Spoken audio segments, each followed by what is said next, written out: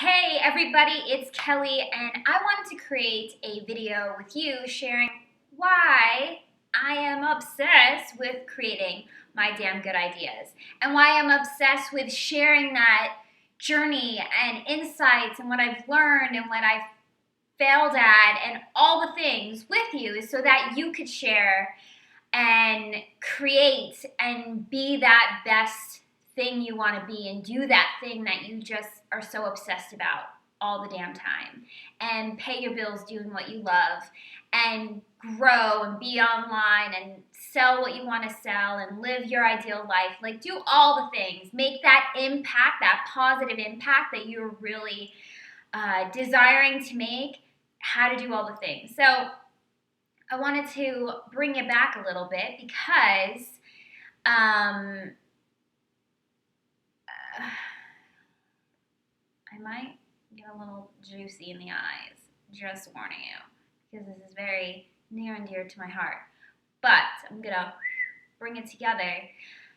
Why I create and why I'm so passionate about doing what I do is that, oh my God, 8 years ago, tomorrow, so it will be May 12th, I was in an earthquake.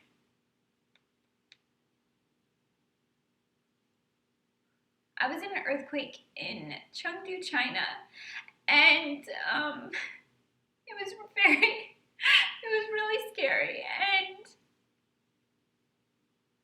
I remember, like, it was just a normal day, and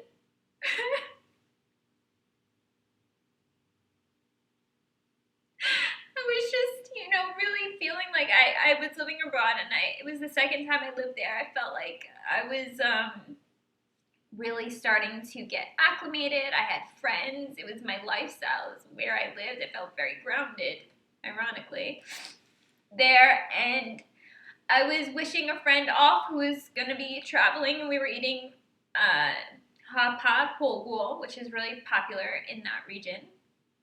And I remember going, I'll never post this, but this is just for me. Going for ice, like this mango ice shaving thing. And I remember the earth shaking. And the side of the building starting to, like, stuff to crumble off the side. And then within seconds, just people screaming. And we lived in a city of 14 million people, so think of just hundreds and then thousands of people flooding the streets and just running and screaming and babies crying and people, a lot of guys with no pants on. I don't know why they didn't have their pants on, but they didn't have their pants on, and just running down the street screaming. And me and my friend, what the fuck is going on? Like, what is happening? So we started running too, and she actually froze because she was so scared. And I just grabbed her hand. I'm like, we're going to be okay, because that's the only option. We're going to run too, and if shit starts crumbling, let's run as far as we can to an open space. Okay, so, and at that time, I was a bit atheist. I didn't really believe in anything. I was kind of a communist. I don't know. It was in a weird time. And so then at the moment when I was running down the street, not knowing what the fuck was going on, my Chinese was not that good, I started praying to everybody, anything I could think of. It was like, okay, I have to get through this. We'll be okay. My friends will be okay. Everyone's going to be okay. And I sat by a rock.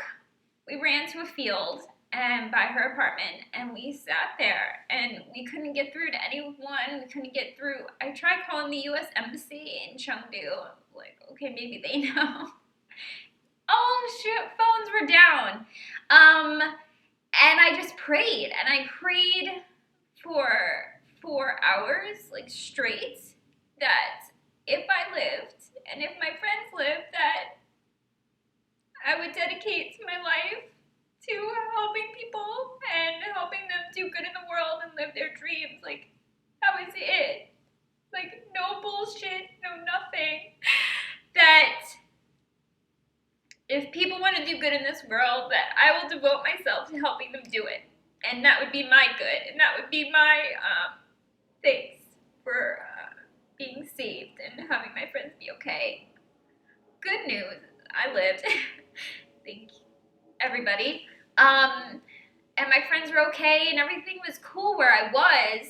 We were in Chengdu is a basin, and it's surrounded by mountains. So the mountains absorbed a lot of the shock from the earthquake because it was like a 7.8 earthquake. It was really fucking big. But on the other side of the mountain,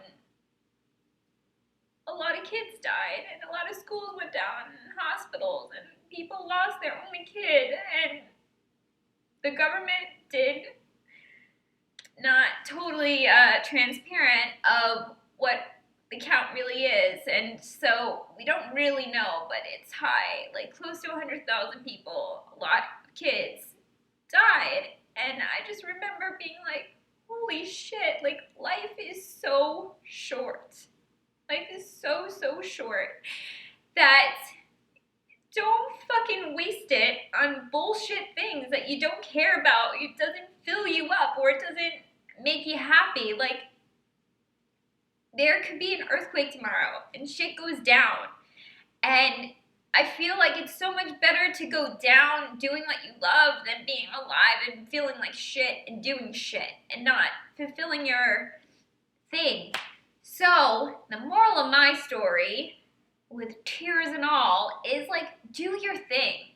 Even if you have to downsize, which is really not downsizing because you're able to then live more.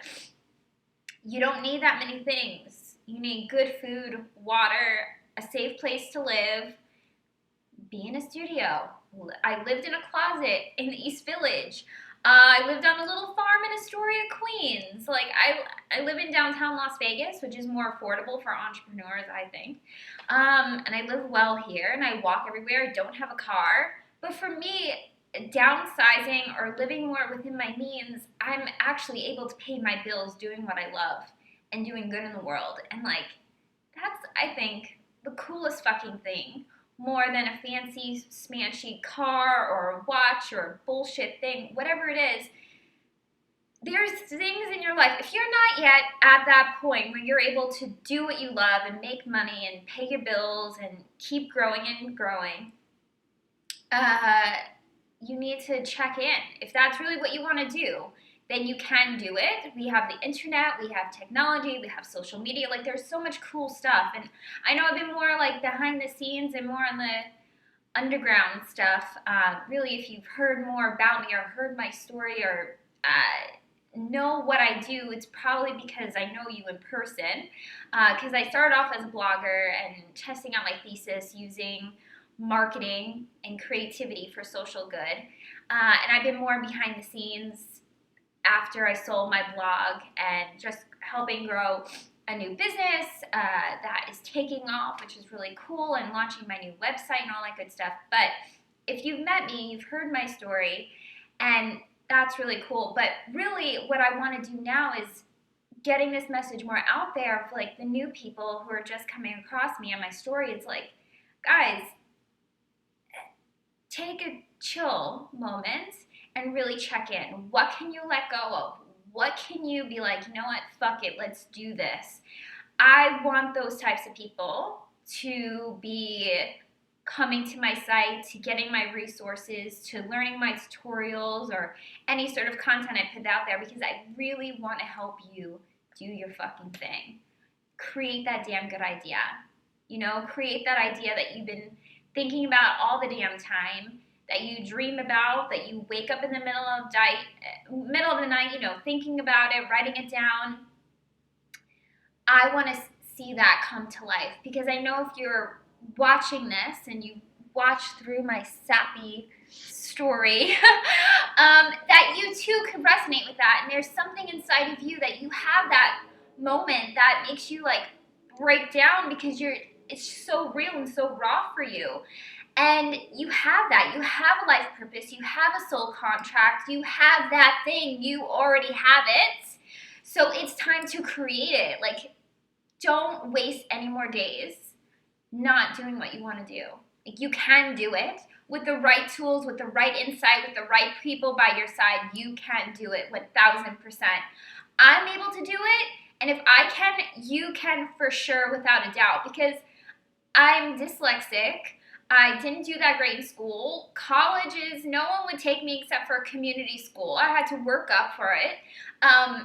My grammar is not that good. You know what I'm saying? Like, wasn't born into, fancy smanchy stuff. My parents worked really hard for a middle class lifestyle that I'm so appreciative, and they taught me that. And just hustling and doing your thing, like, our generation, I'm speaking to my generation in general, is so in this instant gratification that if their idea doesn't pop off tomorrow, if they send one email blast, if it doesn't shoot through the sky and make a huge impact, that it's not worth it. It is. You have to be patient. You have to work hard. You have to do your shit every day. So if you want more guidance on how to keep your feet on the ground, break it down step by step, do the work, put in the effort, it can happen, it is happening.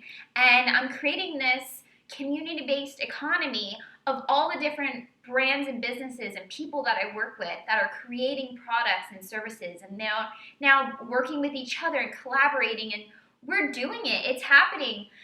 Conscious consumerism, it has become trendy. Social entrepreneurialism has been trendy, but for me, this is what I live, breathe, and sleep. This is not a trend.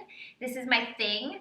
And I have a feeling, again, if you're still watching this, it's your thing too, and I want to help you do that. So shoot me an email, and I'll send you all the details how I can do that for you. And if you haven't already, because I'm in the midst of creating my landing page, email me, and I have some really awesome free tutorials and content for you to help you start creating your damn good ideas. I'm still not sure if I'm going to ever post this because I cried so much. But if I ever do, thank you so much for watching, and stay tuned for more. Okay? So much love. Thank you for being brave. This is not of the faint of hearts. Thank you, thank you, thank you. I can't wait to hear what you're creating, what you've already started or want to start, and I'm so stoked to create with you. Thank you so much.